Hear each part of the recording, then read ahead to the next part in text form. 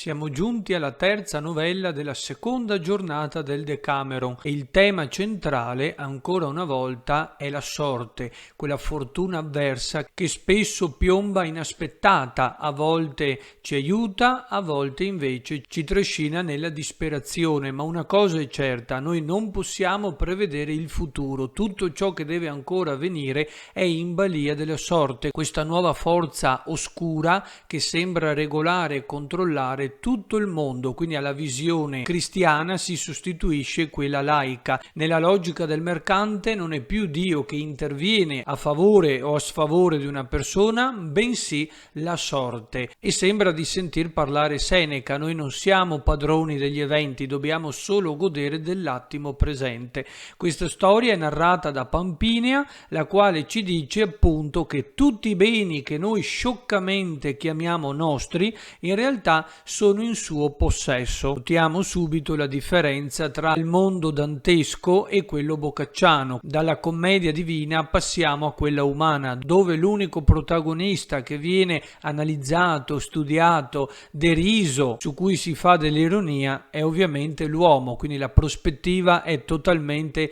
umana. Siamo nella Firenze medievale, il protagonista è un ricco cavaliere, Messer Tebaldo, de Lamberti oppure degli Agolanti, non è detto, non è specificato. Erano due famiglie usuraie, quindi prestavano denaro a usura. Vedremo che tutta la storia è proprio incentrata sul prestare denaro a interesse, quindi qui la questione economica diventa fondamentale. Subito la logica del mercante, quella classe sociale in ascesa, la borghesia che ben presto si arricchisce, diventa addirittura più agiata e più ricca dei nobili di vecchia data e pertanto può permettersi di prestare denaro a interesse. Questo protagonista ha 3 figli, Lamberto, Tebaldo e Agolante, e alla sua morte lascia l'intera eredità ai suoi 3 figli, i quali ricevono ciascuno la propria parte. Non ci sono litigi. Il problema è che tutti e 3 iniziano a spendere oltre a misura, non sono moderati, non si sanno regolare. Ricordiamo che in medio stat virtus, vivono al di sopra delle loro possibilità, tutto il giorno spendono i loro soldi in balli, in ricevimenti, in feste, cacce, comprano nuovi possedimenti, chiedono denaro in prestito. Questo stile di vita non può durare a lungo e infatti in poco tempo si ritrovano sul lastrico, perdono tutto. Per ripagare i debiti sono costretti a vendere tutte le loro proprietà. Come dice Boccaccio, e aperse loro gli occhi la povertà, li quali la ricchezza aveva tenuti chiusi. Il tema di fondo è il denaro. Questi non sanno spendere, non sono oculati nella spesa, non hanno alcuna misura. Noi sappiamo bene che nell'inferno dantesco gli avari e i prodighi sono puniti in un girone dell'inferno.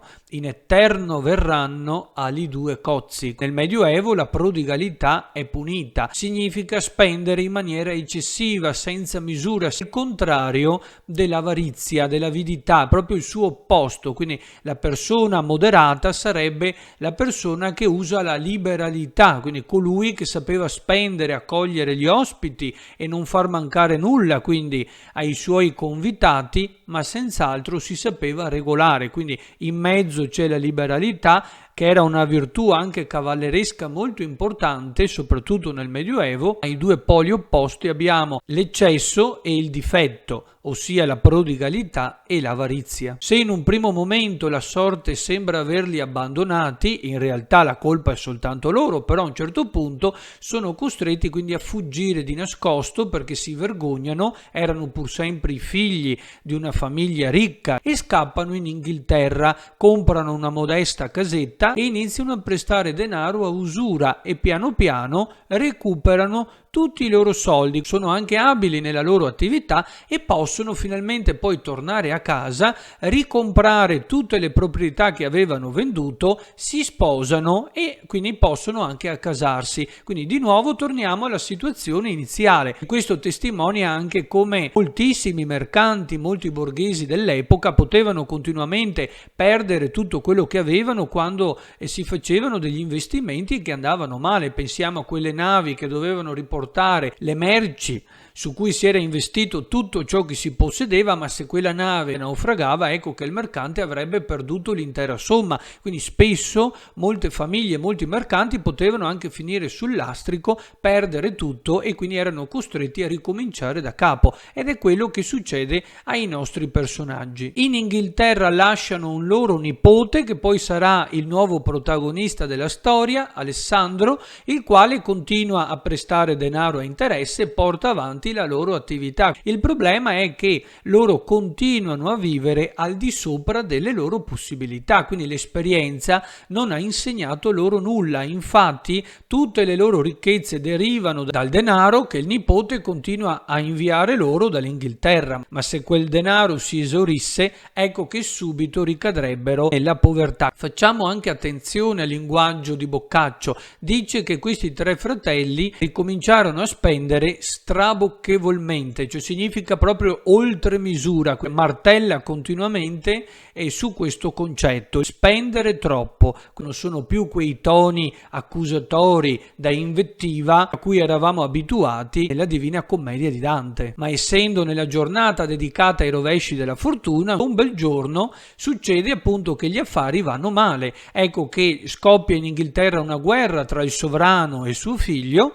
e per questo motivo, e la guerra lo sappiamo è molto costosa, ecco che il denaro prestato ai baroni, ai nobili, al sovrano stesso non viene restituito, non pagano gli interessi. Sappiamo bene che storicamente molte famiglie di mercanti e di usurai fallirono proprio per questo motivo. Pensiamo ai Bardi e ai Peruzzi, e Alessandro prende la decisione di ritornare in Italia. Lungo la strada del ritorno arriva a Bruggia, come dice Boccaccio, ossia a Bruges, quindi siamo nelle Fiandre, nell'attuale Belgio, e lì incontra una brigata composta da alcuni cavalieri, da molti servitori, e tutti accompagnano un giovane abate benedettino. Ovviamente i viaggi sono pericolosi, Alessandro quindi si unisce a questa brigata, e man mano che loro proseguono nel cammino è chiaro che Alessandro inizia ad informarsi su chi sia questo personaggio, perché è molto giovane, viene a sapere che questa persona è appena stata nominata abate di una delle più importanti badie dell'Inghilterra e sta andando a Roma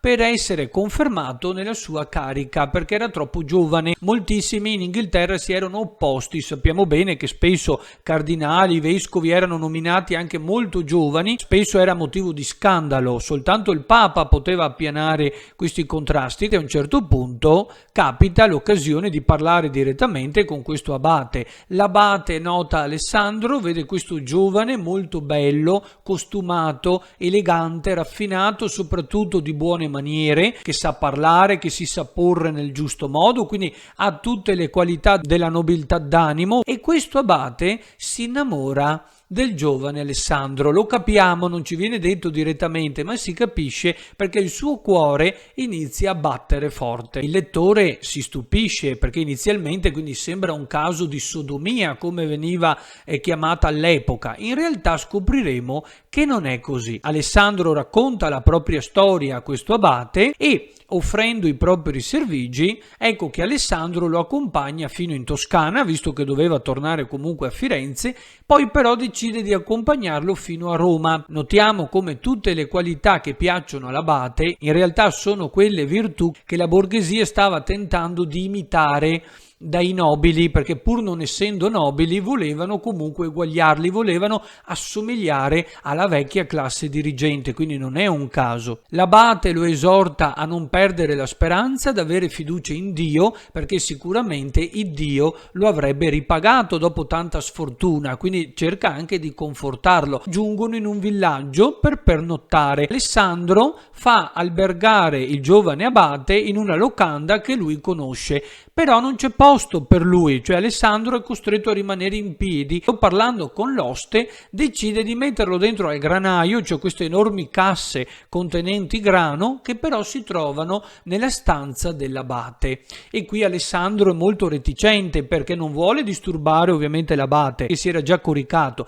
e poi perché nemmeno gli altri monaci del suo seguito avevano osato dormire nella sua stessa camera, ma essendo stanco alla fine cede e e quindi si sdraia all'interno di questa cisterna. Il giovane abate non stava affatto dormendo, ma stava origliando tutto quello che veniva detto, è contentissimo che Alessandro dorma insieme con lui nella stessa stanza. Quando sente che tutti si sono addormentati, inizia a chiamarlo e lo invita a dormire nel proprio letto. Ecco il tema sessuale, perché i due, dice a un certo punto, si sollazzarono per tutta la notte. Però notiamo proprio il linguaggio sessuale che utilizza Boccaccio. Appunto dice che i due si sollazzarono. Alessandro troverà sul corpo dell'abate due poppelline molto invitanti, cioè un seno prosperoso, e poi utilizza termini come pulcella, quindi questa ragazza, perché in realtà l'abate, scopriremo, è una ragazza, non è un uomo, era una pulzella, quindi era vergine,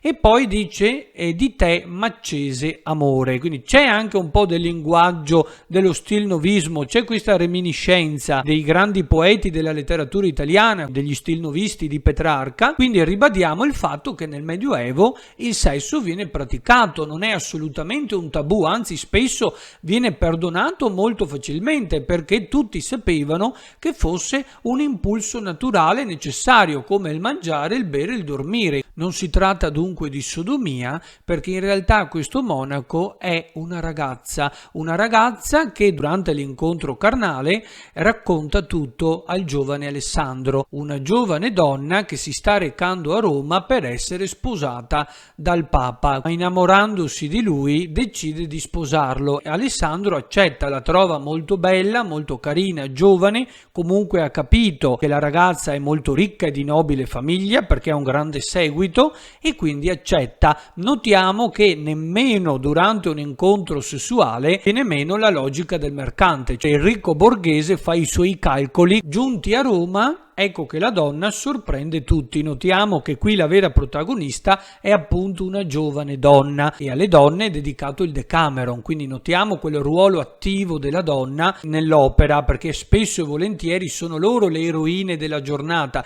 coloro che non accettano di subire passivamente le imposizioni dei mariti o dei padri, comunque degli uomini, e tentano di ribellarsi. Questa emancipazione vedremo che fallirà, ma alcune volte trionfa, come in questo caso.